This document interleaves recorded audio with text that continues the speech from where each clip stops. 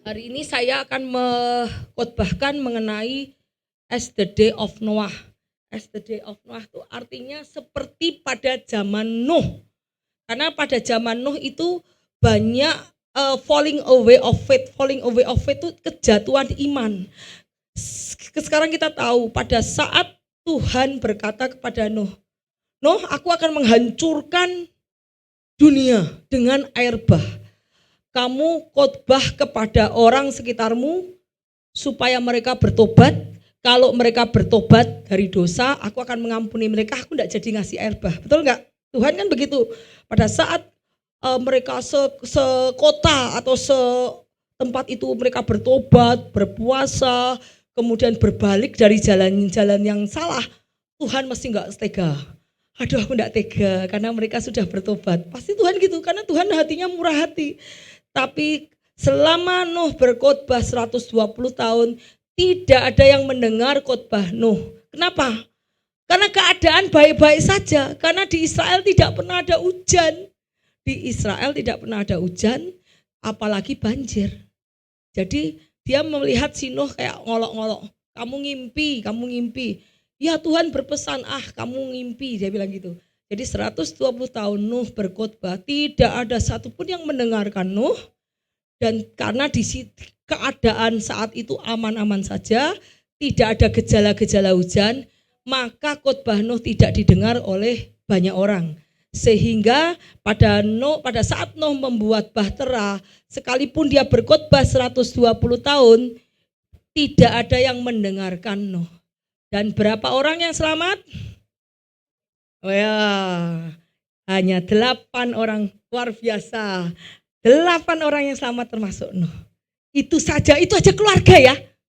Keluarga ya.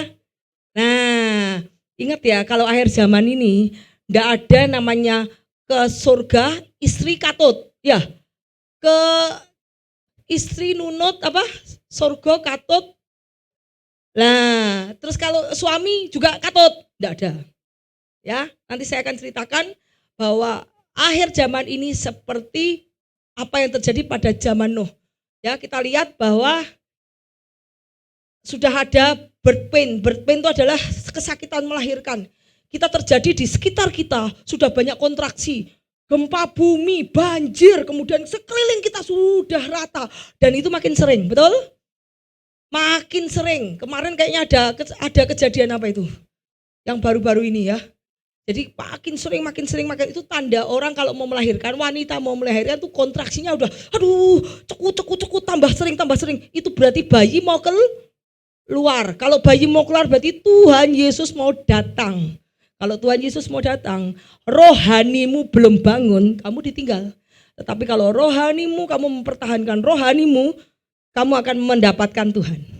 Karena kamu pada saat rohanimu bangun, rohanimu akan terkoneksi dengan Yesus. Pada saat kamu terkoneksi, pada saat dia datang, kamu sudah, aku kayaknya tuh perasaanku, feelingku, pikiranku Tuhan mau datang. Tetapi kalau rohanimu mati, kamu tidak akan terkoneksi kepada Yesus. Jadi mari kita, caranya rohaninya supaya gak mati gimana? Sekarang kita minta ampun, gampang. Tuhan itu adalah Tuhan yang pengampun. Selama masa anugerah masih terbuka. Saya bilang selama masa anugerah masih terbuka. Selama Yesus belum datang, itu masa anugerah masih terbuka. Masih ada pengampunan. Jadi selama Yesus belum datang, kalau kamu rohmu sudah masih mati itu kamu tidak melihat kedatangan Tuhan, itu berarti rohmu mati. Jadi kalau kamu belum melihat kedatangan Tuhan dengan tanda-tanda yang demikian jelas, apa bedanya kamu dengan orang Farisi? Apa bedanya dengan ahli Taurat? Karena di Alkitab berkata, ahli Taurat, orang-orang Farisi, tanda-tanda langit kamu tahu, mau hujan, ya, gelap, mau mendung, hujan, panas, kamu tahu. Tapi tanda-tanda akhir zaman kamu tidak melihat, kamu buta. Karena kamu buta secara rohani. Ngerti gak? Kalau Tuhan, kamu terkoneksi dengan Tuhan, Tuhan akan memberitahukan kedatangannya. Seperti pada saat Tuhan mau menghancurkan Sodom dan Gomora, Tuhan memberitahukan penghancuran kepada Abraham, betul? Pada saat Tuhan mau menghancurkan bumi dengan air bah, Tuhan memberitahukan Nuh enggak? Memberitakan karena Nuh menjadi sahabat karib Tuhan. Orang yang tidak jadi sahabat karib tidak akan tahu karena dia blind, buta rohaninya. Makanya supaya kita tidak mengalami kebutaan rohani, Tuhan berkata apa? Minta ampun sama Tuhan. Kalau ada kesalahan dosamu, orang Kristen mungkin bisa jatuh dalam dosa, tapi mereka tidak hidup dalam dosa. Jatuh dalam dosa, kamu berbalik dari jalan yang salah, kamu minta ampun kepada Tuhan, mengaku dosa-dosamu, dan Tuhan adalah Allah yang setia dan adil, mengampunimu dan mengampuni dari segala kejahatanmu. Ya, jadi kalau ingin kita terkoneksi dengan Yesus, kamu harus humble yourself. Humble itu menundukkan dirimu, merendahkan dirimu di bawah kaki Tuhan, mengakui dosa-dosamu. Dan saat itu Tuhan akan memberikan pengampunan. Dan selubung yang menutupi, selubung veil itu apa itu? Kalau dalam perjanjian lama ada tirai ya. Tirai yang menutupi kamu dengan Tuhan, itu sama Tuhan akan dikoyakkan. Pada saat kamu mengaku dosa, Tuhan mengampuni. Tirai yang menutupi selaput matamu dan hatimu akan dikoyakkan Tuhan. Dan kamu akan bisa melihat Tuhan. Karena tanpa kekudusan, tanpa iman kamu tidak akan bisa melihat Tuhan dan tidak bisa berkenan pada Tuhan.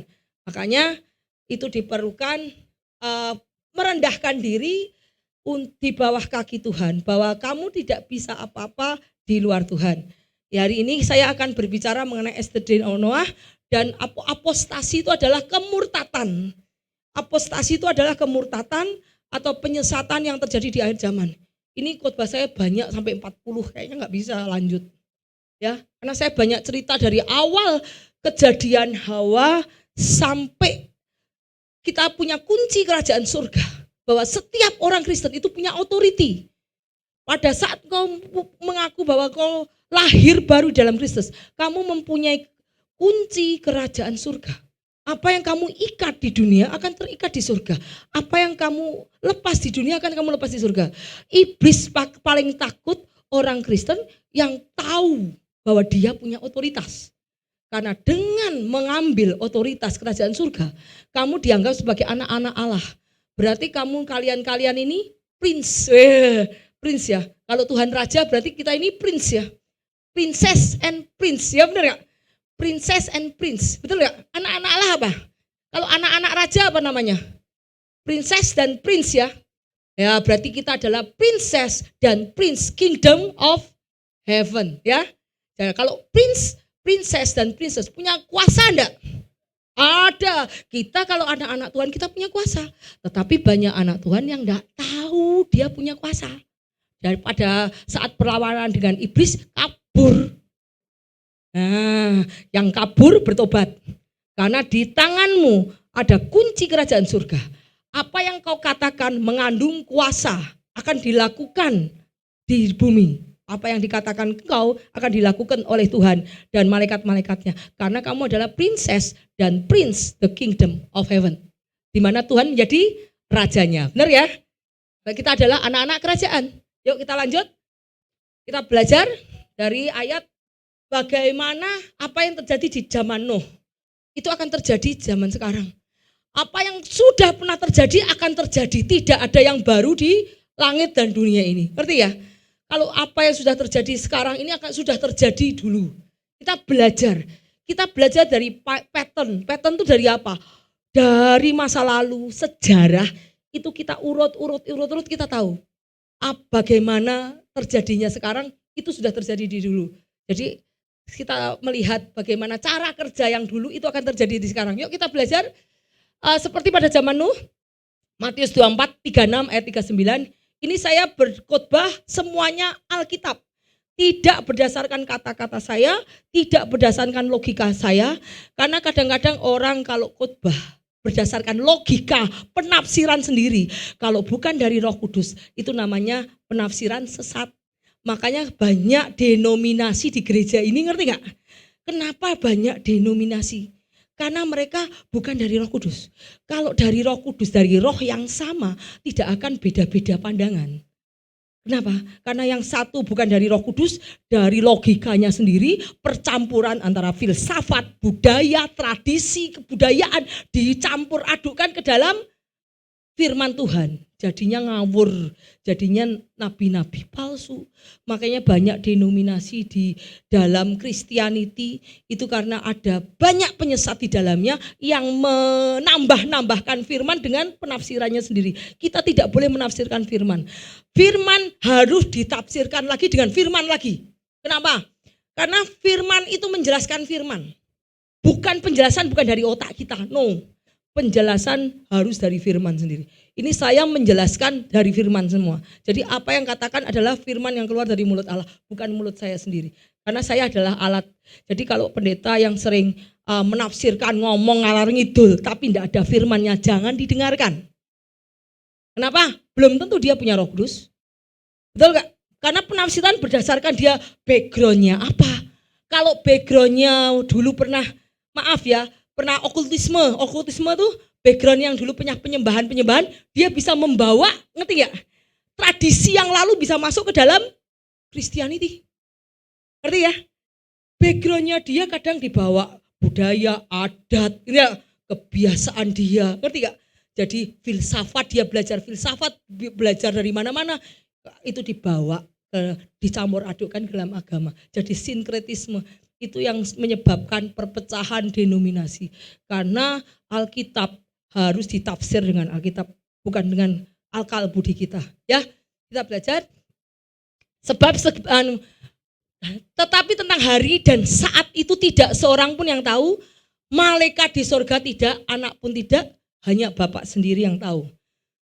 Ayat 37 ini Matius ya. Sebab bagaimana halnya pada zaman Nuh, demikian pula halnya kelak pada kedatangan anak manusia. Sebab sebagaimana mereka pada zaman sebelum air bah itu. Jadi sebelum air bah datang, mereka apa? Makan dan minum, kawin dan mengawinkan sampai kepada Nuh masuk ke dalam bahtera. Lah kemarin gereja baru saja mengawinkan ya. Nah berarti ini ayatnya enggak bohong ya. Pada saat sebelum air bah, mereka makan dan minum. Kita makan dan minum toh? Kawin dan mengawinkan tuh ya. Yang kemarin barusan menikah. Lah, sampai kepada hari Nuh masuk ke dalam bahtera. Jadi kalau lihat kejadian gini berarti normal enggak? Mana ada orang kawin pada Covid? Mana pada saat gempa bumi, pada saat ancur-ancuran orang menikah? Enggak ada toh? Enggak ada toh?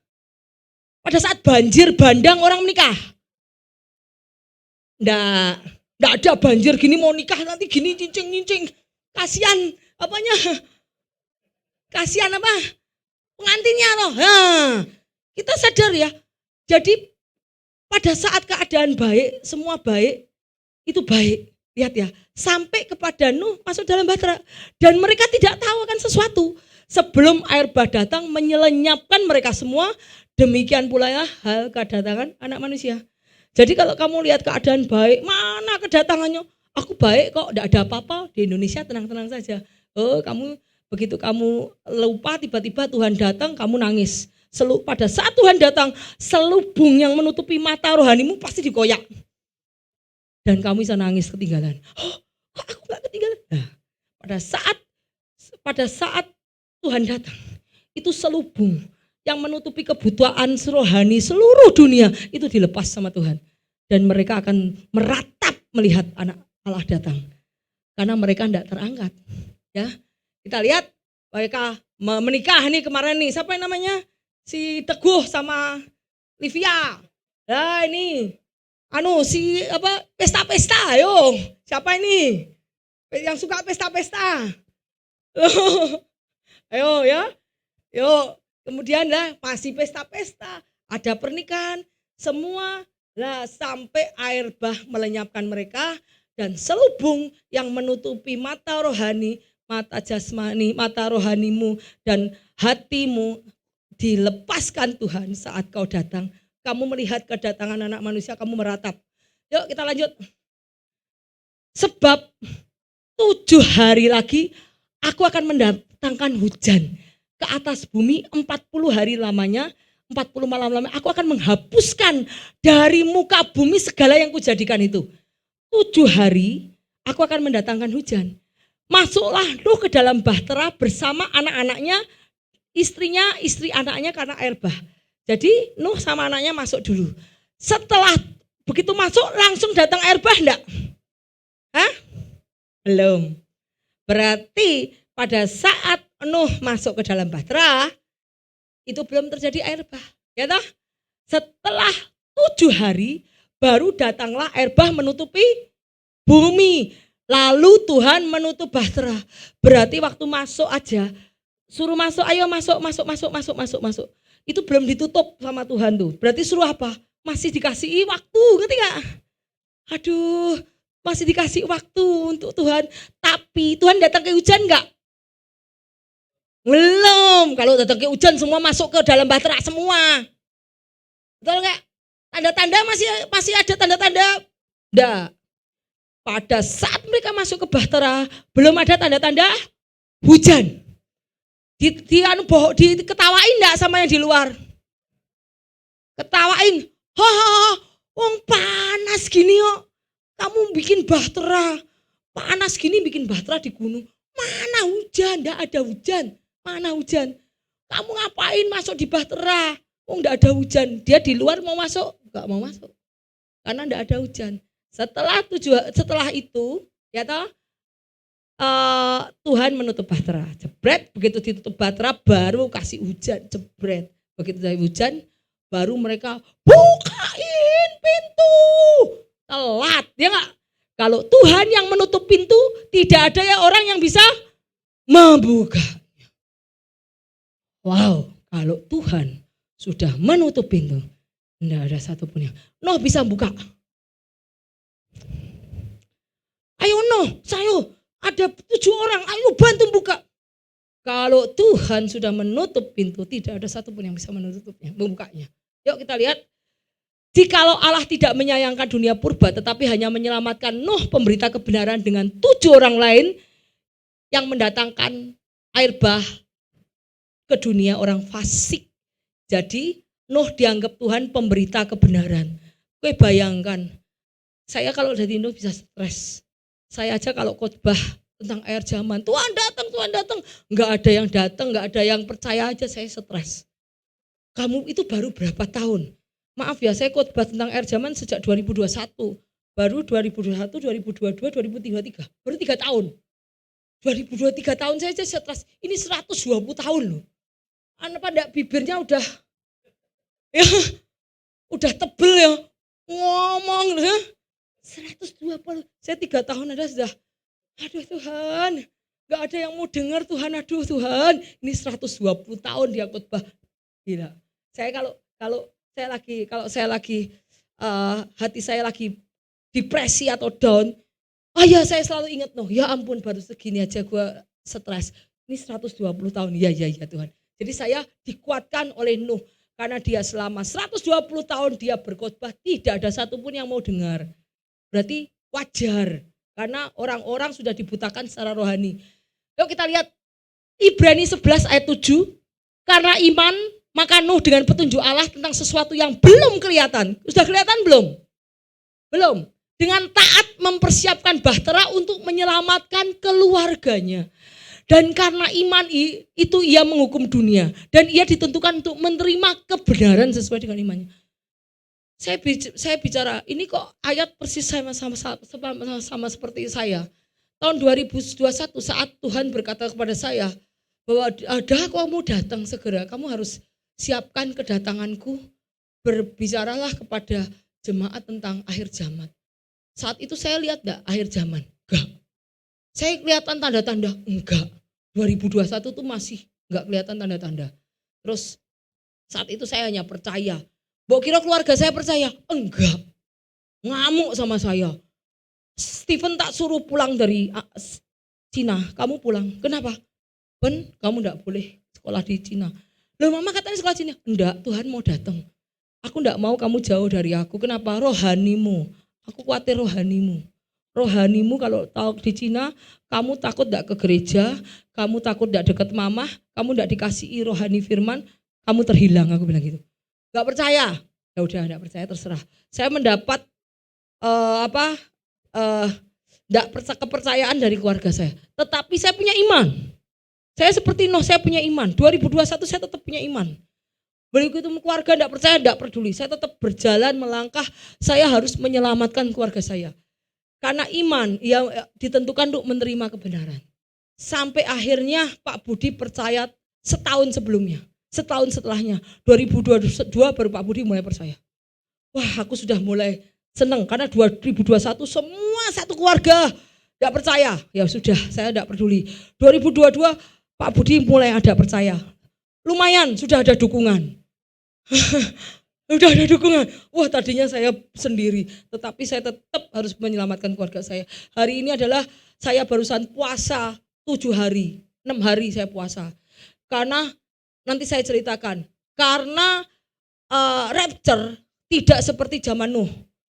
Kalau zaman Nuh kita yang diselamatkan anaknya, istrinya, keluarganya, betul ya?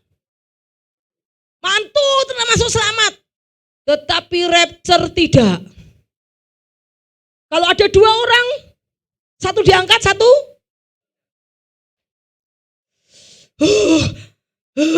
lebih sulit. Kalau zaman Nuh keluarga diselamatin, selamatan, rapture tidak. 6 hari saya puasa untuk keluarga saya. Keluarga saya. Supaya Tuhan membuka mata hati dan blindes itu apa? Kebutaan spiritual. Tuhan tolong aku bilang. Karena saya lihat rapture pengangkatan tidak seperti zaman Nuh dan zaman Lot. Kalau zaman Nuh zaman Lot enak. Bapak ibunya aja, gak usah bapak ibunya, bapaknya satu aja. Betul ya? Saya mau lihat Nuh, Nuh. Anak-anaknya enggak begitu. Apalagi istri Lot. Kita belajar dari istri Lot. Apakah istri Lot mengasihi Tuhan dengan sungguh-sungguh? Tidak. Hanya Lot saja keluarga diselamatkan. Hanya Nuh saja satu keluarga diselamatkan. Oh, rapture tidak. Kalau ada 2 di ladang, satu diangkat, satu ditinggal. Ada 2 orang, satu diangkat, satu ditinggal. Berarti suami tidak bisa nunut istri, istri tidak bisa nunut suami. Anak tidak bisa nunut bapaknya. Maaf, keselamatan ada pada diri kalian masing-masing. Itu yang membuat saya harus puasa. Yuk kemudian yuk kita lihat 2 Korintus 5 ayat 7. Sebab hidup kami adalah hidup karena percaya. Aku hidup karena iman, aku hidup percaya, aku hidup tidak melihat. Aku tidak peduli dengan apa keadaan, aku tidak peduli apa, tapi hidupku hanya karena firman. Karena aku percaya apa yang dikatakan firman adalah perkataan Tuhan sendiri. Pada mulanya adalah firman, firman adalah Allah sendiri. Betul ya? Nah kita lihat bahwa hidup kami karena hidup oleh percaya bukan karena melihat. Roma 1 ayat 17 ada tertulis orang benar hidup oleh iman. Kita lihat Ibrani 11 ayat, tetapi tanpa iman tidak mungkin orang berkenan kepada Tuhan. Sebab barang siapa berpaling kepada Allah, berpaling itu kamu yang tadinya percaya, tiba-tiba kamu tidak percaya lagi. Lihat nih, ia harus percaya bahwa Allah ada dan bahwa Allah memberi upah bagi orang-orang yang sungguh mencari. Kalau engkau mencari Tuhan dengan sungguh-sungguh, itu ada upah yang sudah Tuhan sediakan. Pada saat kedatangannya Tuhan nanti, Tuhan berkata, hei kamu berjaga dan berhati-hati dan berjagalah karena aku membawa upah. Untuk apa? Untuk reward, untuk semua yang sudah kamu kerjakan di bumi. Jadi Tuhan tuh datang dengan membawa upah pada setiap orang yang sungguh-sungguh mencari Dia. Lihat nih. Dan kalau kamu saat ini tidak punya iman, maaf ya, kalau kamu mau ngomong, kamu pasti di rapture, aku pasti jauh di rapture, itu kamu salah, kamu menipu diri sendiri. Kenapa? Lah kamu percaya enggak sama Tuhan? Kamu percaya enggak dengan firman? Kalau kamu tidak percaya berfirman, kamu bilang di rapture, kamu bohong. Kamu harus percaya, karena Tuhan berkata tanpa kekudusan engkau tidak akan pernah melihat Tuhan. Tanpa iman engkau tidak akan berkenan kepada Tuhan. Kalau kamu tidak punya iman, kalau kamu tidak kudus, kamu tidak akan melihat Tuhan, tidak akan bersama-sama Tuhan. Karena sifat Tuhan itu Allah itu kudus. Karena firman itu adalah kata-kata yang keluar dari mulut Allah. Kalau kamu tidak percaya sama ke orang yang mau menebus kamu, gimana?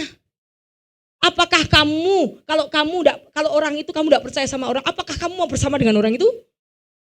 Maaf, kalau orang itu jahat, orang itu suka nyolong, suka jahati orang, kamu mau enggak hidup bersama orang itu? Enggak mau toh? Kalau kamu tidak percaya kepada Tuhan yang akan membawa kamu, gimana Tuhan membawa kamu? Kamu harus percaya kepada Tuhan bahwa itu adalah yang disebut iman. Kalau kamu punya iman, kamu akan bersama-sama dengan Tuhan. Kalau kamu kudus, kamu akan bersama-sama Tuhan. Karena Tuhan itu, karakter Tuhan itu kudus. Jadi Tuhan hanya mau bersama dengan orang-orang yang satu karakter. Mau enggak orang baik ketemu sama orang yang suka jahat, suka merampas, membunuh, mencuri, mau enggak? Kamu mau dekat orang kayak gitu enggak? Enggak mau, kecuali kamu sama-sama orang pencuri, pembunuh ya. Pembunuh sama pembunuh ngumpul ya. Kamu habis bunuh siapa? Kamu harus membunuh ini. Kamu habis nyuri siapa? Kamu harus rampok siapa? Lah. Ya toh? Ayo bagi-bagi jarahan lah. Kalau orang baik tidak akan mengumpul dengan orang jahat. Orang baik ketemu dengan orang baik, orang jahat akan mengumpul dengan Tuhan pun demikian. Yuk kita lanjut. Sebab mereka telah mengatakan kepada kamu menjelang akhir zaman akan tampil pengejek-pengejek yang akan hidup menurut hawa nafsu kefasikan mereka. Mereka adalah pemecah belah yang dikuasai hanya dengan keinginan dunia ini, hidup tanpa Roh Kudus. Jadi kalau ada orang yang ngejek kamu, kemana ada bilang itu pendeta itu kalau kamu bilang akhir zaman selalu mencibir, berarti dia hidup bukan tanpa Roh Kudus. Ini yang ngomong bukan saya ya, maaf ya. Yang ngomong siapa? Firman, betul ya? Bukan dari logika saya, tapi yang ngomong firman. Kalau mereka mengejek kamu, itu berarti pengejek itu berarti karakter pengejek itu adalah mereka hidup menurut hawa nafsu kefasikan mereka. Mereka adalah pemecah belah yang dikuasai oleh keinginan dunia ini. Mereka berarti tidak punya Roh Kudus. Kalau punya Roh Kudus, tidak mungkin mereka ngejek. Karena Roh Kudus adalah Roh Allah. Roh yang menguasai Yesus sendiri, betul gak? Kalau Yesus datang, Roh Kudus tahu gak? Tahu, karena Roh Kudus rohnya Yesus sendiri. Berarti yang ngejek kamu itu bukan tidak punya Roh Kudus. Berarti mereka dikuasai oleh roh dunia ini. Apa roh dunia? Nanti kita belajar. Yuk. Ya, yang 2 Petrus 3 ayat 34, yang terutama harus kamu ketahui adalah pada hari-hari zaman akhir akan tampil pengejek dengan ejek-ejekannya, yaitu orang-orang yang hidup memenuhi hawa nafsunya.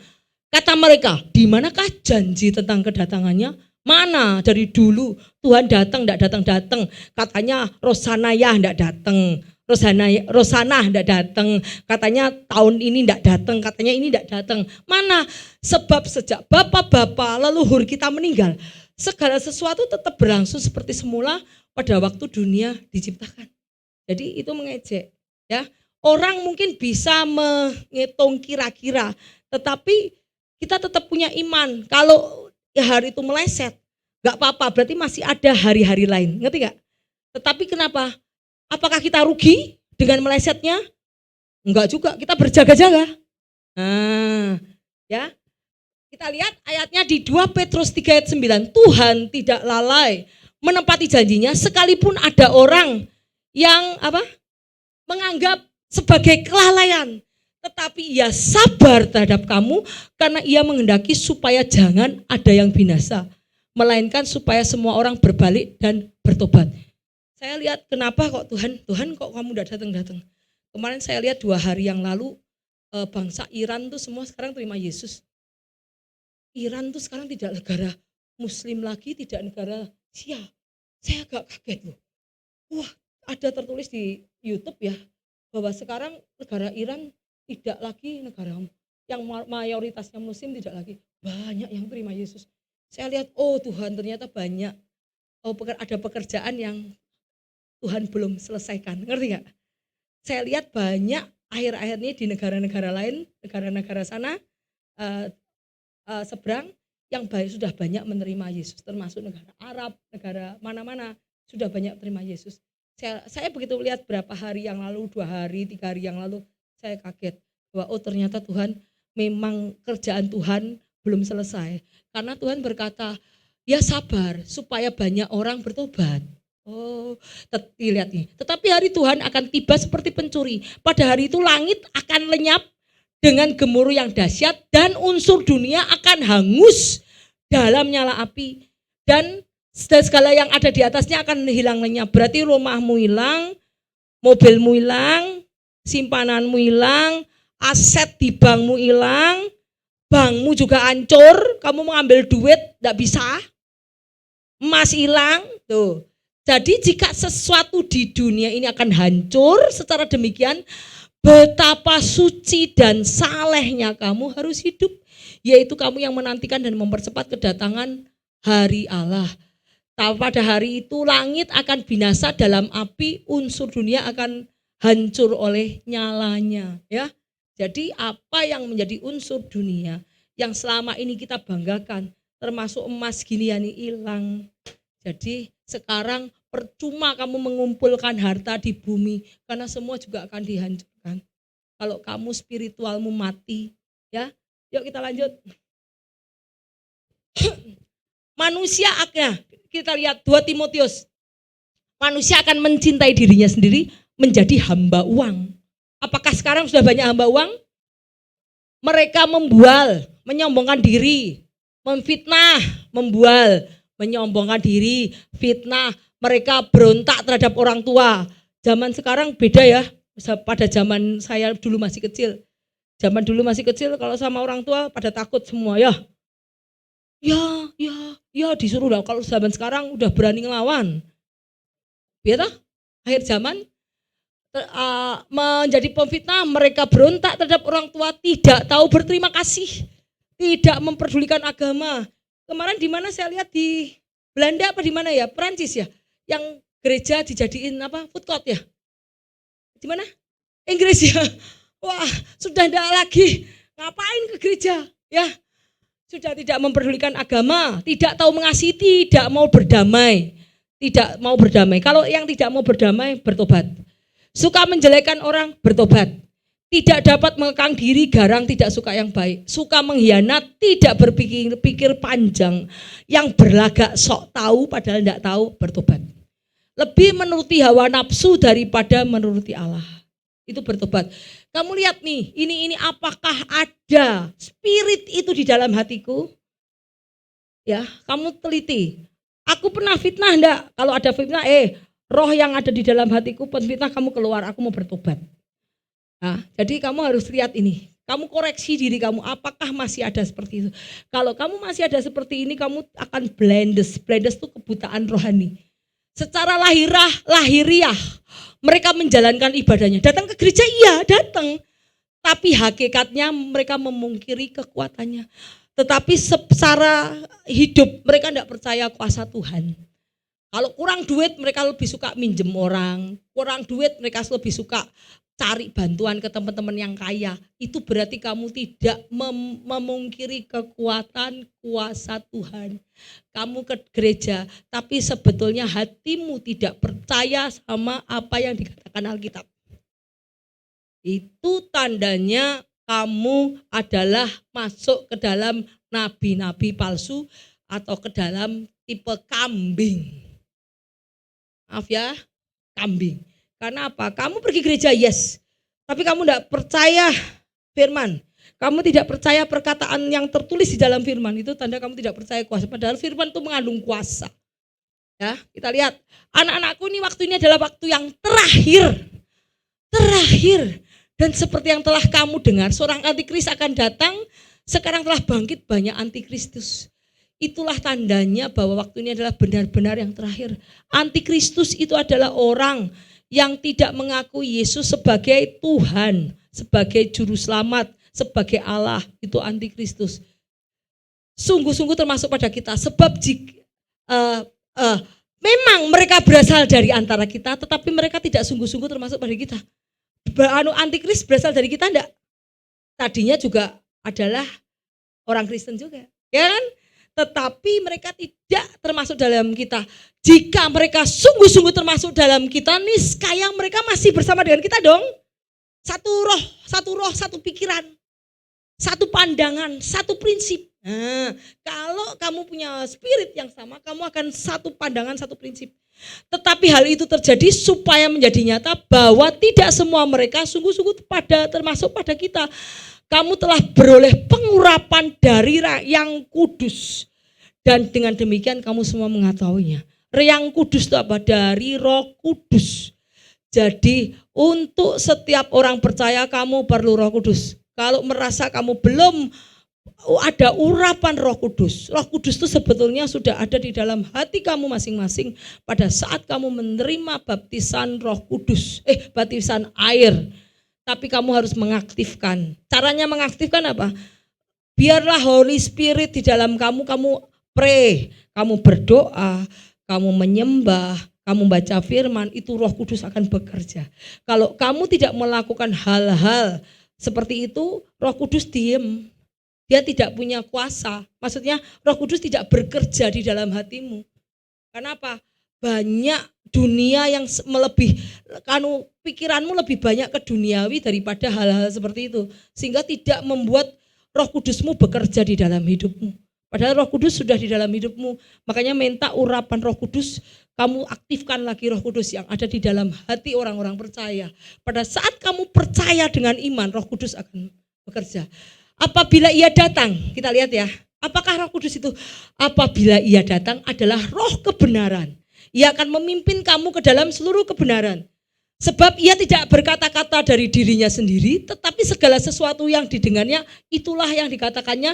Dan ia akan memberitakan kepadamu hal-hal yang akan datang.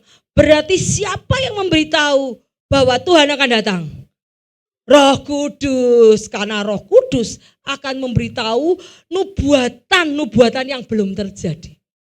Tanpa Roh Kudus kamu tidak akan tahu. Karena dunia ini tidak bisa melihat kedatangan Tuhan. Betul? Orang Farisi aja tidak tahu kapan Tuhan datang. Tetapi Roh Kudus akan memberitahukan kepada kamu kapan Tuhan datang. Ya, kita lihat bahwa ini adalah Yudas Iskariot. Dia adalah salah satu di antara kita. Salah satu murid Yesus enggak? Tapi karena dia sering mencuri uang, ya, di hatinya bukan dipenuhi oleh cinta kepada Yesus, tetapi lebih cinta kepada uang, keserakahan, ketamaan, sehingga dia dipakai iblis untuk apa? Untuk menyalibkan Yesus, ya. Jadi ini adalah salah satu, dia termasuk roh antikris, roh yang tidak percaya sama Tuhan lagi, karena hatinya sebelumnya nggak percaya. Kalau percaya dia nggak akan melakukan hal seperti itu, tidak. Dan keserakahan, ketamaan, dan bagaimana mereka mengejek orang Kristen. Kenapa mereka mengejek? Karena yang dipikirkan kita bukan apa yang mereka pikirkan. Yang dipikirkan adalah perkara yang di atas, perkara surga, perkara Tuhan. Apa kata Tuhan? Ini apa yang dipikirkan, apa yang diperkata dunia. Jadi tidak akan ketemu. Yuk kita lanjut. 2 Tesalonika 2:11 ayat 12. Dan itulah sebabnya Allah mendatangkan kesesatan atas mereka. Kalau kamu sudah mengasihi harta bendamu, apa yang di dunia ini lebih dari Tuhan, engkau tidak berhak masuk kerajaan surga. Kalau engkau mengasihi yang lain lebih daripada Tuhan, berarti itu adalah roh idolatri. Idolatri itu apa? Penyembahan berhala. Kenapa? Karena Tuhan mau menjadi prioritas di dalam hidup kita masing-masing. Ya, Tuhan akan mengirimkan the spirit of delusion. Delusion itu kesesatan. Jadi kita lihat ayatnya. Dan itulah sebabnya Allah mendatangkan kesesatan atas mereka yang menyebabkan mereka percaya akan dusta. Jadi Tuhan itu ya, kalau sekarang gini, kenapa mereka jadi pengejek? Karena di dalam pikiran mereka tidak mengasihi Tuhan. Mereka cinta uang, mereka cinta harta materialistis, mereka ambisi, mereka mengajar 3, tahta, harta, wanita. Betul ya? 3 itu godaan, tahta, harta, wanita. Ya, keinginan daging, keinginan mata, keangkuhan hidup. Betul? Mereka mengejar 3. Pada saat mereka mengejar itu dan tidak mengasihi Tuhan dengan sungguh, Tuhan mengirimkan roh kesesatan atas mereka sehingga menyebabkan mereka percaya akan dusta. Jadi sekalipun kamu mau ngobrol tentang Alkitab, kamu tidak akan percaya lagi. Karena sudah ada roh dusta di dalam pikiranmu. Tuhan memang mengirimkan, pada akhir zaman ini akan dikirimkan roh dusta. Supaya apa? Supaya kamu mati. Karena itu sudah judgment of Tuhan. Sudah dikasih kebenaran setiap hari, tapi kamu tidak percaya, dikasih Tuhan roh dusta. Mau tahu ini terjadi pertama? Oh tidak. Kita lihat di perjanjian lama. Bagaimana roh dusta itu datang. Yuk kita lihat. Raja-raja, Tuhan berfirman. Siapakah ini mengenai Yosafat. Dengan Yosafat itu Raja Yehuda. Dengan Raja Ahab, King Ahab. Itu adalah raja yang jahat. Ahab itu istrinya namanya Jezebel. Dan itu raja yang jahat yang membunuh Elia ya itu. Apa? Ya, yang membunuh nabi-nabi, banyak nabi-nabi Tuhan. Itu Jezebel. King Ahab itu mau berperang, Tuhan bilang, aku pengen karena Ahab ini sudah sangat jahat. Dia sangat jahat, tidak mau percaya sama aku, sudah berkali-kali aku kasih waktu untuk bertobat tapi dia tidak bertobat. Aku tidak mau dia bertobat. Sampai saatnya Tuhan tidak mau bertobat. Kita lihat ayatnya.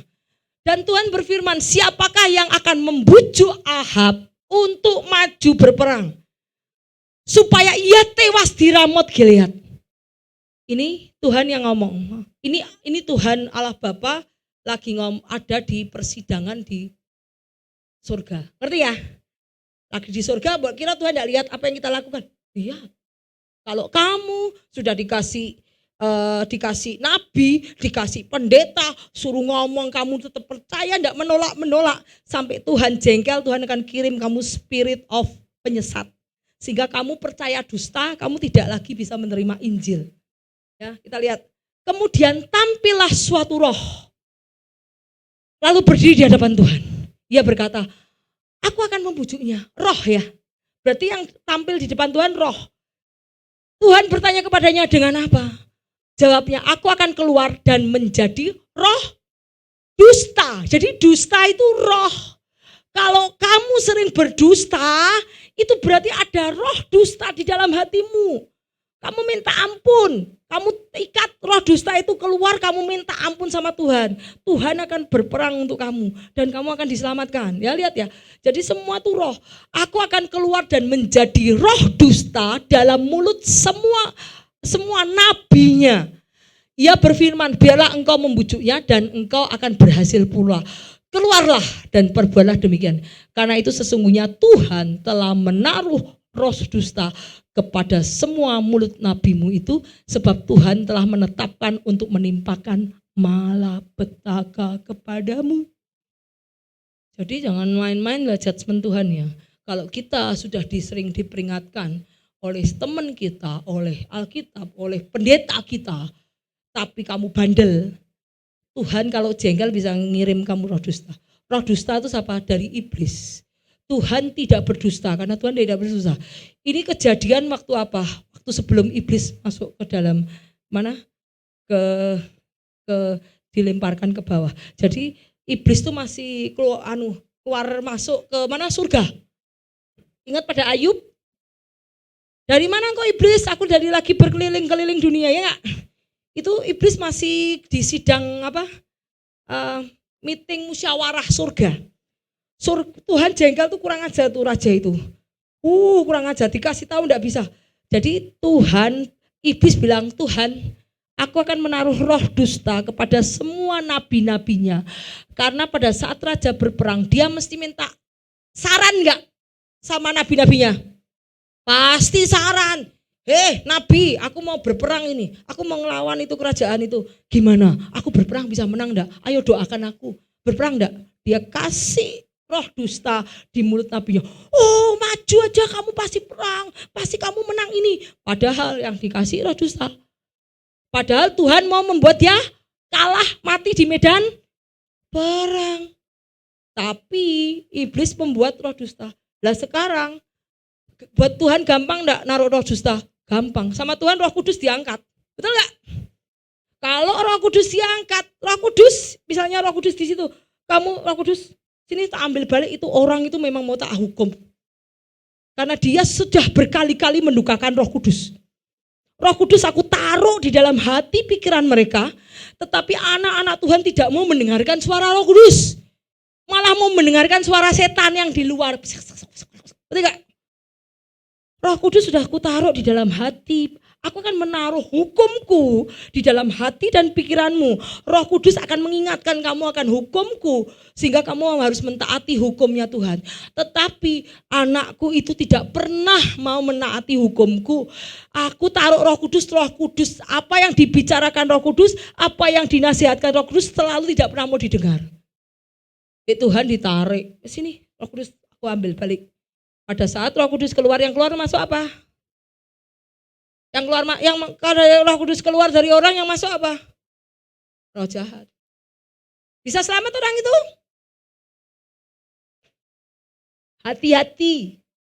Kalau Roh Kudus kamu sudah dibaptis, terima Roh Kudus, jangan mendukakan Roh Kudus yang diam di dalam kamu. Kalau Tuhan sudah jengkel, dia tarik Roh Kudusnya, dan roh-roh yang ada di dunia ini akan masuk ke dalam kamu dan kamu tidak bisa selamat. Karena kamu tidak bisa lagi mendapat terang dari firman Tuhan.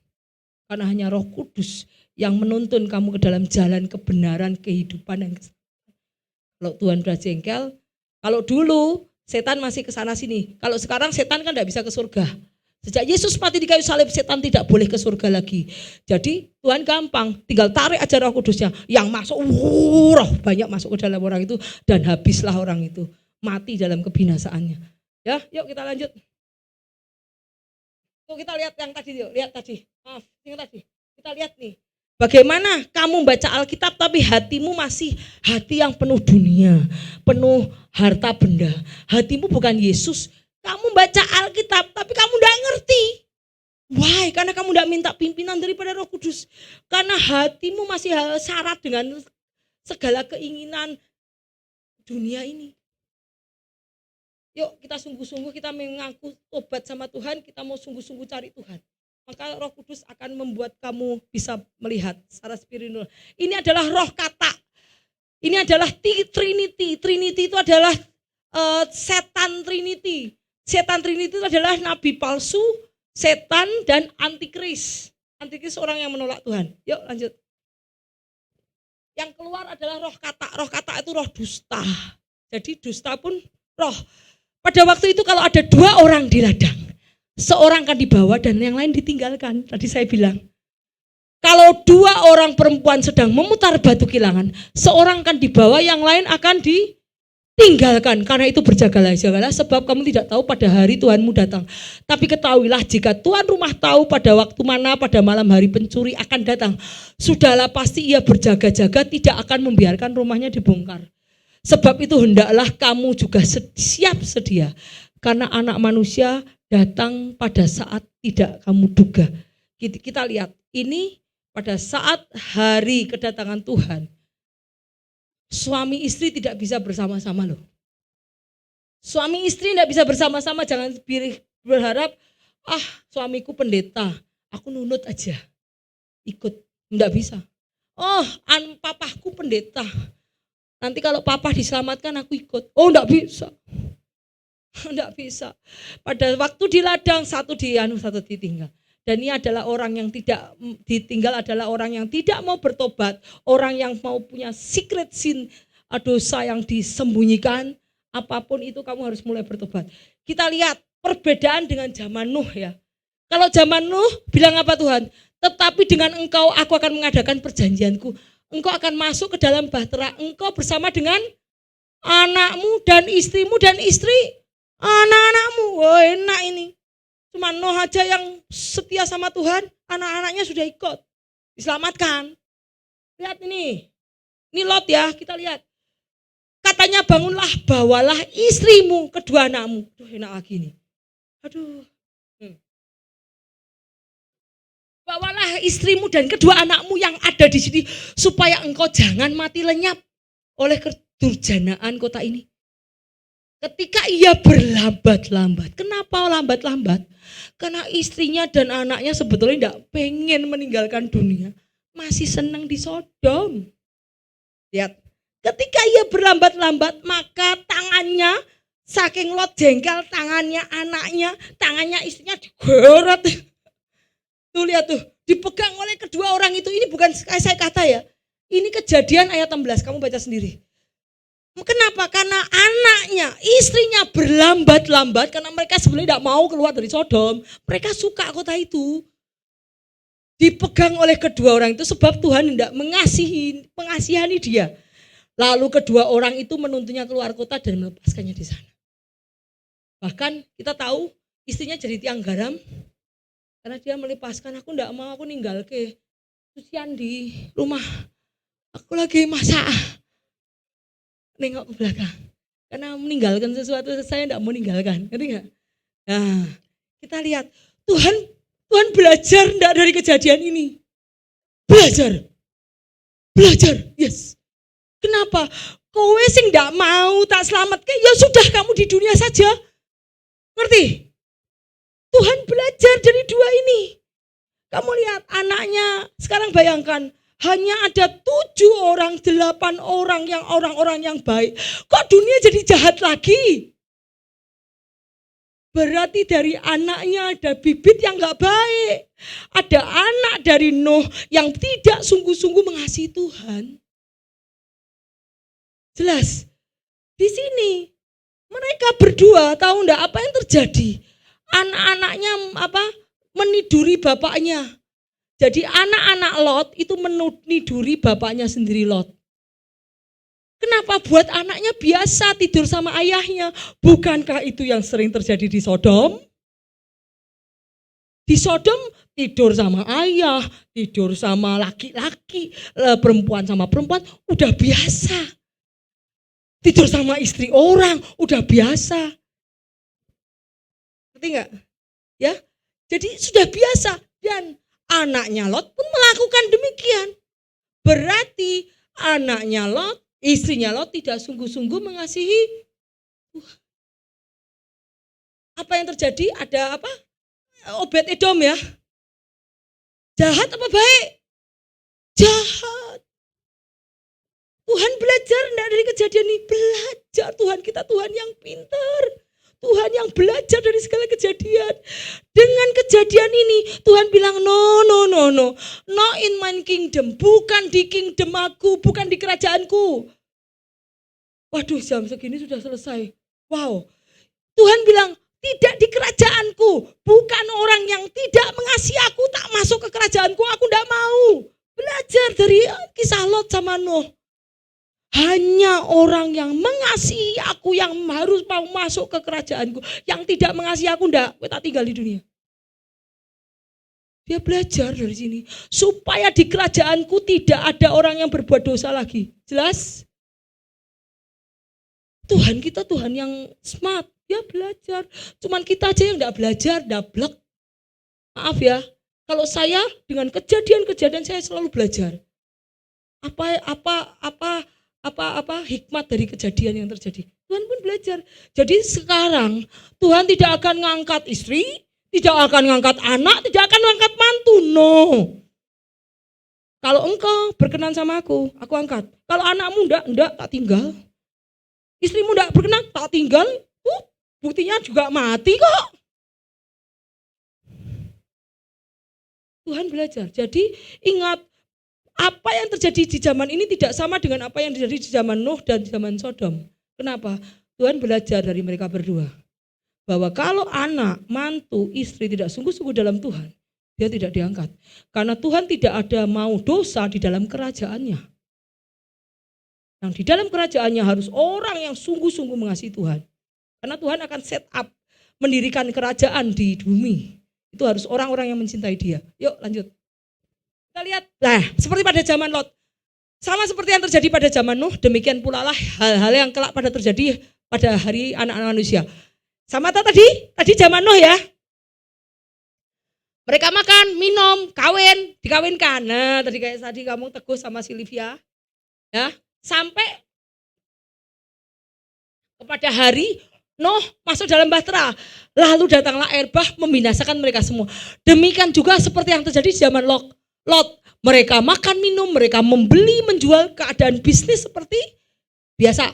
Mereka menanam membangun, ya toh?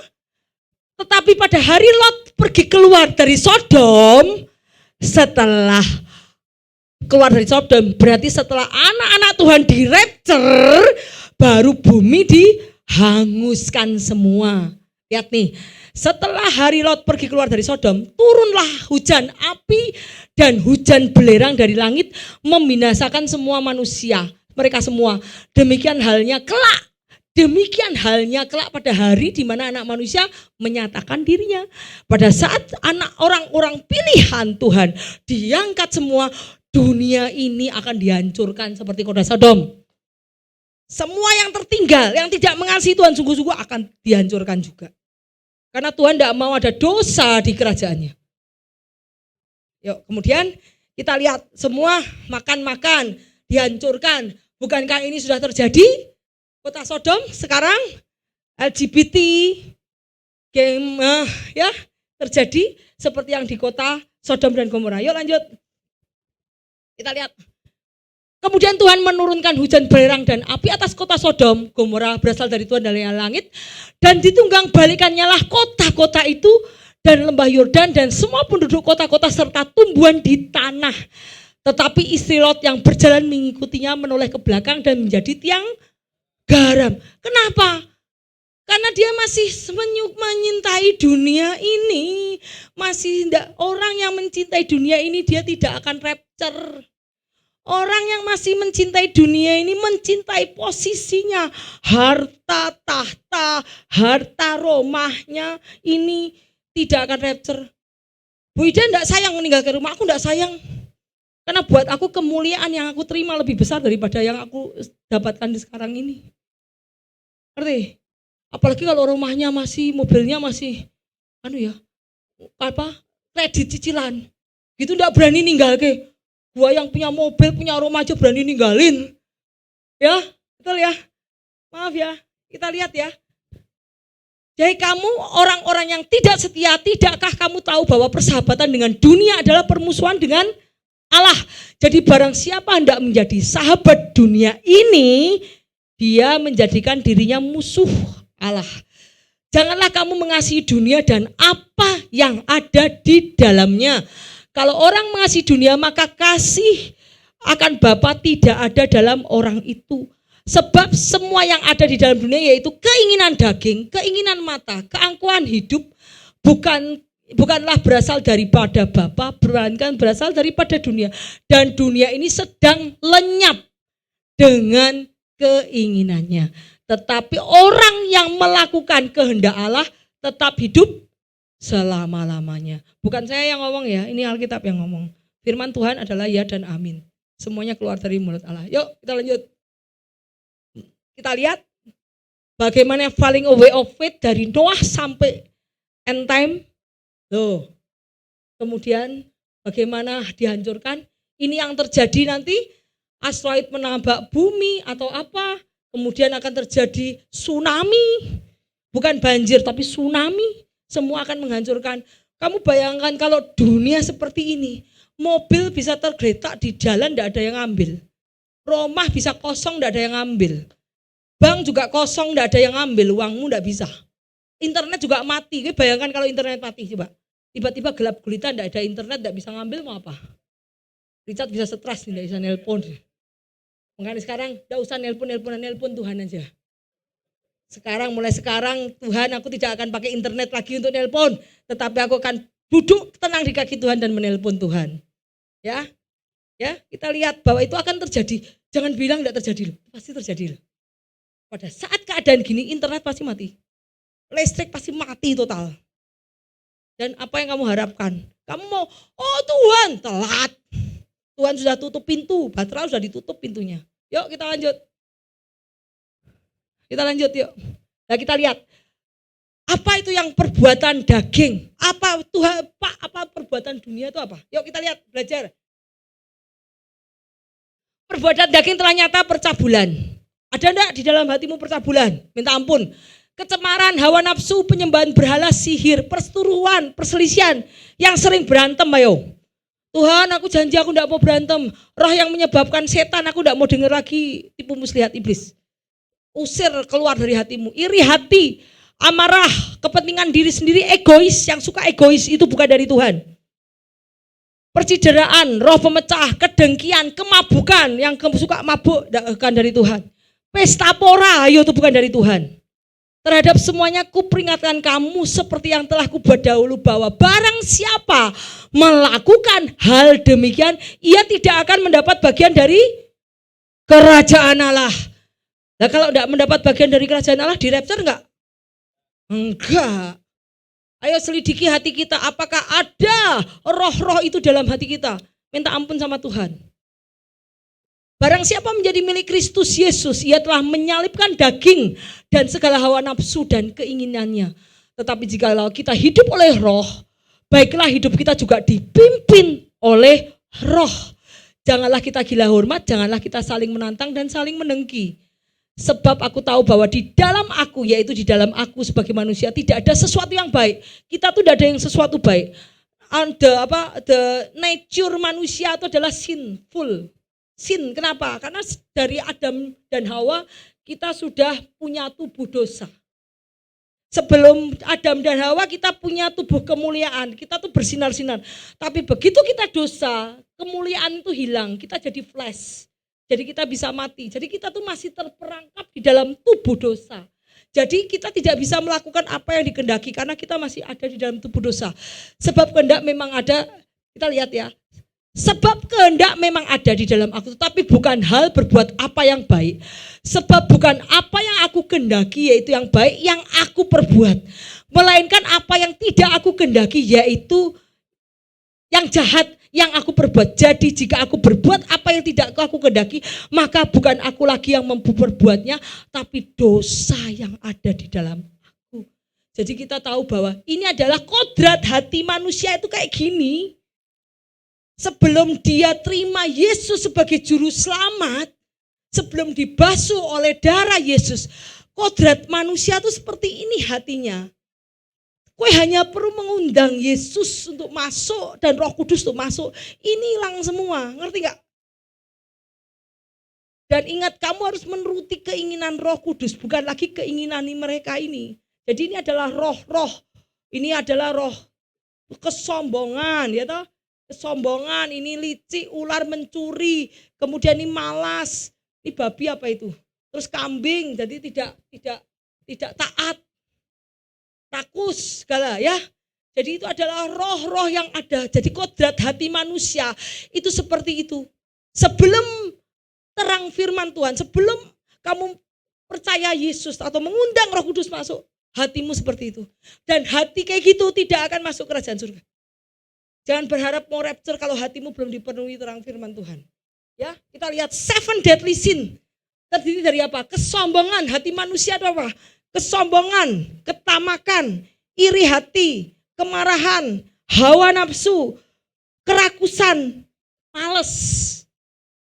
Ya, kalau ada malas, roh malas aku ikat kuasamu keluar. Cuman saya mengikat dia ya. Sekarang sudah rajin. Andre kemarin saya ikat, roh yang menyebabkan malas aku ikat kuasamu keluar. Engkau akan menjadi orang yang rajin, berguna bagi banyak orang. Sekarang kerjanya luar biasa. Wow, luar biasa. Jadi peperangan kita itu bukan melawan darah dan daging, tetapi melawan roh-roh jahat di udara. Ya, kita lihat, lanjut. Ini kurang lagi, sebentar lagi. Yuk, lanjut. Demi Roma 7 ayat 21 sampai 23. Demikianlah aku dapat hukum ini. Jika aku menghendaki berbuat apa yang baik dan jahat, itu ada padaku. Sebab di dalam batinku aku suka akan hukum Allah. Tetapi dalam anggota tubuhku aku melihat hukum lain yang berjuang melawan akal budiku dan membuat aku menjadi tawanan hukum dosa di dalam anggota-anggota tubuhku. Makanya kamu harus menyalibkan keinginan dagingmu dan menundukkannya kepada keinginan kehendak Kristus. Makanya disebut orang Kristus harus pikul salib. Karena tidak lagi mematuhi keinginan daging. Lihat nih, semua yang ada di dunia ini yaitu keinginan daging dan keinginan mata dan keangkuhan hidup bukan berasal dari Bapa melainkan dari dunia. Sebab mereka yang hidup menurut daging memikirkan hal-hal yang dari daging. Mereka yang hidup menurut roh memikirkan hal-hal yang dari roh. Karena keinginan daging adalah maut, tetapi keinginan roh adalah hidup damai sejahtera. Sebab keinginan daging adalah perseteruan terhadap Allah karena ia tidak mau takluk kepada hukum Allah. Hal ini memang tidak mungkin baginya. Mereka yang hidup dalam daging tidak mungkin berkenan kepada Allah. Mereka yang hidup dalam daging, tidak mungkin kamu berkenan kepada Allah. Tetapi kamu tidak hidup dalam daging, melainkan dalam roh. Jika memang roh Allah diam di dalam kamu. Tetapi jika orang tidak memiliki roh Kristus, ia bukan milik Kristus. Kalau bukan milik Kristus, pada saat Kristus datang tidak akan diambil. Tidak akan diangkat karena bukan milikku, itu bukan milikku, itu milik dunia. Padahal dunia akan dihancurkan. Kita lihat bahwa keinginan mata Hawa digoda oleh keinginan mata. Ya, digoda untuk mengambil buah. Terus kita lihat bagaimana Daud digoda dengan keinginan matanya. Las, hawa nafsu. Tadi 7 dosa manusia termasuk hawa nafsu. Bagaimana dengan melihat mata, roh hawa nafsu itu sudah menggosok-gosok dia. Gini ya, kita tuh bukan melawan darah dan daging, kita melawan roh jahat, saudara. Pada saat kamu melihat sesuatu yang menggairahkan, yang di luar muhrim itu apa ya? Pasangan sendiri. Itu pasti iblis berusaha memasukkan pikiran di dalam kepalamu.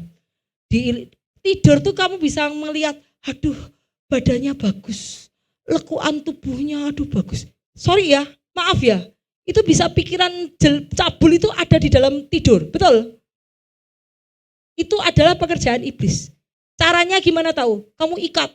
Dalam nama Yesus aku ikat pikiran cabul, pikiran-pikiran yang aku lihat tadi, aku ikat kuasamu, aku iris di dalam nama Yesus, keluar daripada otakku, dari pikiranku. Udah, hilang itu. Ngerti?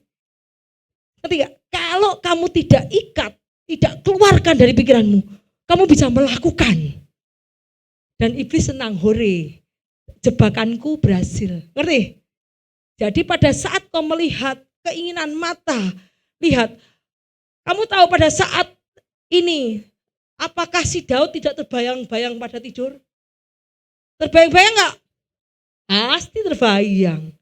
Waduh, saya lihat tadi, aduh di pikiranku terus nyantel nih bayangan perempuan itu. Betul gak? Itu dari iblis. Jadi caranya dalam nama Yesus, aku mau iris itu mau hapus pikiran-pikiran kotor yang dimasukkan iblis ke dalam pikiranku. Aku mau hapus dan aku ikat di dalam nama Yesus. Bersihkan dengan darah Yesus keluar daripada pikiranku. Roh Kudus masuk ke dalam hati pikiranku. Hilang nanti kamu. Dan kamu tidak akan melakukan apa yang dilakukan, yang iblis mau kamu lakukan. Ya, praktek ya. Nanti kalau bukan sekarang, maksudnya kalau ada pikiran yang membuat kamu untuk melakukan dosa, itu ikat. Aku ikat kuasamu keluar daripada pikiranku. Oleh darah Yesus. Ngerti ya? Dan aku minta Roh Kudus menguasai pikiranku. Kita lihat bagaimana, siapa itu nih? Yusuf. Wow, kenapa Yusuf bisa tahan? Karena Yusuf tuh selalu berdoa. Kenapa si Daud tidak tahan? Karena dia raja, hidupnya enak. Daud tuh enak loh hidupnya. Tinggal nyuruh orang, sana sini kamu perang. Aku tak makan di sini. Yang suruh perang anak buahnya, betul ya? Si Daud enak-enakan di rumah. Beda sama Yusuf. Yusuf dari bawah. Ya memang Daud dari bawah. Tapi istilahnya Yusuf tuh belum sampai ke puncak. Tapi Daud sudah di puncak ya. Yusuf tuh lagi bekerja sama orang. Jadi dia bekerja untuk dikasih kepercayaan. Dia tidak mau membuat kepercayaan orang itu hilang. Jadi Yusuf berkomitmen dari kerjanya. Jadi pada saat dia digoda, tidak bergeming. Aku tidak mau. Kenapa? Masakan aku dipercaya aku seperti itu. Dan aku takut pada Allah. Kenapa? Tuhan tuh melihat, mata Tuhan melihat. Dari situ yes tuh, aduh. Memang iblis nggak bisa pakai, bisa. Iblis pakai Potifar nggak? Pakai. Kenapa? Karena Yusuf mau dipromosikan. Tuhan tahu Yusuf mau dipromosikan. Dia sudah jadi raja belum? Yusuf itu belum jadi raja. Dia baru tinggal di apa? Dari budak, ini jadi budak. Di budak diangkat jadi ketua di rumah itu. Betul ya? Belum jadi tangan kanan siapa itu? Firaun. Nah, iblis tahu enggak bahwa dia mau dipromosikan Tuhan? Tahu. Jadi iblis tahu bahwa dia mau dipromosikan Tuhan. Mau dihentikan enggak promosinya? Mau dihentikan promosinya sama Tuhan. Jadi kalau aku bisa membuat Yusuf dalam dosa, maka Tuhan tidak akan membawa Yusuf ke istana.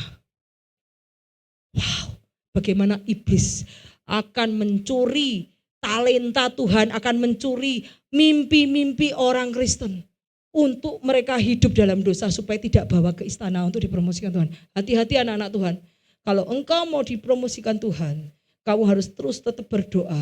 Karena dengan doa kamu bisa melawan segala tipu muslihat iblis.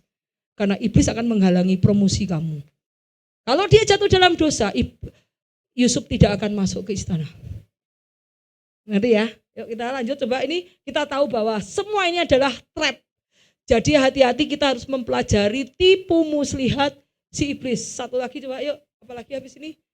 Nah ini lihat nih, oke habis ini. Efesus 6 ayat 12, karena perjuangan kita bukan melawan darah dan daging, tetapi melawan pemerintah-pemerintah, melawan penguasa-penguasa, melawan penghulu-penghulu dunia yang gelap ini, melawan roh-roh jahat di udara. Kamu tahu enggak, yang namanya sombong itu adalah roh. Ya, kita lihat ini loh, sombong itu adalah roh Lucifer. Tamak itu roh apa? Mamon. Slot itu namanya apa? Belpegor. Las, hawa nafsu. Apa itu? Asmodeus. Terus kemudian glutoni itu rakus. Rakus itu roh loh. Belzebub. Ya, jadi semua itu ada roh semua. Itu adalah roh semua. Kita tahu las, glutoni ini tidak kelihatan, tapi kita lihat bahwa orang yang las, glutoni, pride, sloth, greed, tamak, envy, iri, itu semua roh. Kita lihat nih roh-roh, ada nama-namanya semua. Dan itu kenapa mereka 7 ini adalah roh terkuat. Roh terkuat yang manusia tidak sadar. 7 ini adalah roh terkuat di bottomless pit, yang manusia tidak sadar bahwa dia punya dosa yang tidak harus diselesaikan. Kalau tidak selesai, kamu tidak rapture. Yes, ini adalah 7 roh terkuat. Yang lain-lain enggak. Ya, makanya manusia kebanyakan 7 ini. Hawa nafsu, mamon, sombong, ya. Keinginan daging, keinginan mata, keangkuhan hidup. Ya udah habis nih, udah selesai ya. So, apa habis ini apa? Coba. Oke, nah ini. Sebab itu satu lagi nih, sudah habis ini selesai ya. Baru ya. Sebab itu kamu hidup menurut daging, kamu akan mati. Tetapi jika oleh roh kamu mematikan perbuatan tubuhmu, kamu akan hidup. Semua orang yang dipimpin roh Allah adalah anak Allah. Sesudah itu akan berkata kepada jiwaku, jiwaku padamu banyak barang, tertimbun untuk bertahun-tahun lamanya, beristirahatlah, makan minumlah dan bersenang-senanglah. Tetapi firman Tuhan kepada, hei engkau orang bodoh, pada malam ini jiwamu diambil, buat apa hartamu semua? Demikian jadinya kalau orang mengumpulkan harta bagi dirinya sendiri jika ia tidak kaya di hadapan Tuhan. Jadi kita jangan mikirkan apa yang di dunia ini, nanti kalau hari ini kamu diambil Tuhan, Tuhan datang kamu tidak akan diangkat oleh Tuhan. Yuk habis ini masih coba. Oh udah, oke. Jadi besok saya akan lanjutkan mengenai bagaimana kita dipimpin oleh roh. Terus apalagi coba, masih banyak. Terus, ya, wah masih banyak. Ini nih lihat nih. Nah ini, saya akan ajarkan bagaimana penyesatan itu terjadi Kenapa banyak disesatkan? Bahwa ini adalah roh unclean spirit yang sudah ada di dunia ini, adalah satanic trinity, yaitu adalah nabi palsu, nabi palsu. Terus kemudian antikris sudah ada di dunia ini, dan iblis sudah dari dulu iblis ada. Kemudian ini adalah murtad, penyesatan dan kemurtatan. Banyak orang-orang yang tadinya ikut Tuhan, tiba-tiba dia berbalik dan tidak lagi mau ke gereja, tidak lagi suka ibadah. Itu mereka sudah kena jerat daripada si iblis. Ya, kita lihat bahwa iblis adalah the father of lies. Ada bapak dari segala pendusta. Mereka sudah mendustai orang-orang untuk tidak datang gereja supaya tidak menjalin hubungan sama Tuhan. Karena mereka menunggu supaya yang tidak menjalin hubungan sama Tuhan, mereka akan ditinggal di dunia ini dan jadi budaknya iblis. Karena iblis akan berkuasa pada saat pengangkatan, iblis yang akan berkuasa selama 3,5 tahun di dunia. Dan kita lihat ini adalah nabi palsu. Bukankah ini sudah banyak di gereja? Gereja yang tidak memperkhotbahkan tentang akhir zaman. Gereja yang tidak mengkhotbahkan tentang kedatangan Tuhan. Yang tidak mempersiapkan jemaatnya untuk hidup dalam kekudusan, dalam iman. Itu adalah gereja nabi-nabi palsu. Karena mereka hanya mikir perkara yang di dunia. Padahal dunia akan dihancurkan pada saat rapture nanti. Dan semua yang kamu menjadi pegangan, uangmu, hartamu, deposito, rumahmu, kekayaanmu semua akan dihanguskan oleh api. Kita lihat bagaimana iblis menguasai anak-anak Tuhan. Mereka dengan apa yang terjadi di Hawa dibisikkan kepada anak-anak Tuhan. Caranya apa untuk jauh dari iblis? Doa, puji-pujian. Karena pada saat engkau berdoa pada Tuhan, pada saat engkau puji-pujian pada Tuhan, saat itu api akan keluar dari mulutmu, api akan keluar dari atas, dari tubuhmu itu akan keluar api. Sehingga iblis tidak bisa menjamah kamu, tidak bisa mendekat kamu, karena tubuhmu mengeluarkan api. Api itu apa? Api daripada Roh Kudus, api perlindungan daripada Tuhan. Kita lihat bahwa akhirnya iblis dan anak-anak yang menuruti keinginan iblis juga akan dilemparkan ke api neraka. Jadi kita tahu bahwa dunia ini sedang dalam penyesatan, tetapi jangan sampai anak-anak Tuhan sesat. Ingat berdoa terus. Jangan lupakan doa, jangan lupakan peribadatan dengan sesama orang-orang beriman. Jangan duduk dengan orang-orang yang tidak satu pikiran. Tuhan mengatakan janganlah engkau bergaul dengan orang yang tidak satu roh. Kenapa? Karena takut roh, kita harus pintar mendeteksi roh-roh lain. Karena roh yang bukan dari Kristus itu takutnya akan masuk ke dalam pikiranmu dan menyesatkan kamu.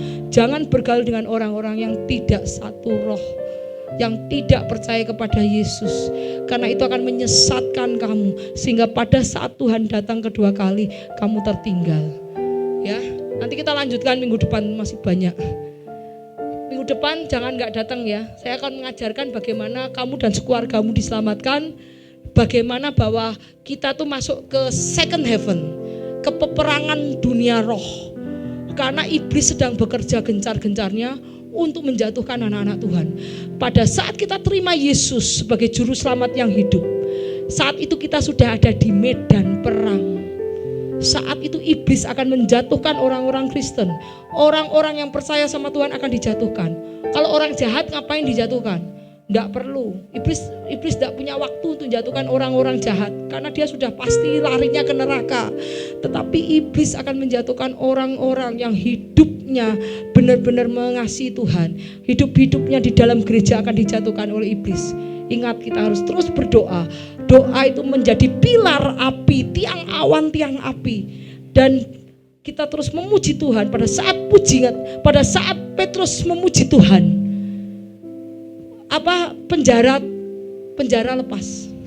Paulus ya, pada saat Paulus memuji Tuhan, penjara itu lepas, tiang-tiang goncang, ada earthquake sampai lepas semua, karena pujian mendatangkan hadirat Tuhan, karena pujian mendatangkan kuasa Tuhan. Iblis tidak akan mendekat saat kau memuji Tuhan. Ingatlah itu. Jadi jangan lupakan ibadah, jangan lupakan doa. Ya, minggu depan datang lagi saya akan mengajarkan bagaimana kita menjadi pemenang-penang di dalam Kristus. Karena kita berperang bukan melawan darah dan daging, tetapi roh-roh di udara. Dan kita harus memenangkan anak-anak kita, kita harus memenangkan orang tua kita, suami kita, istri kita, supaya pada saat kedatangan Tuhan Yesus kedua kali kita sama-sama keluarga diangkat. Amin.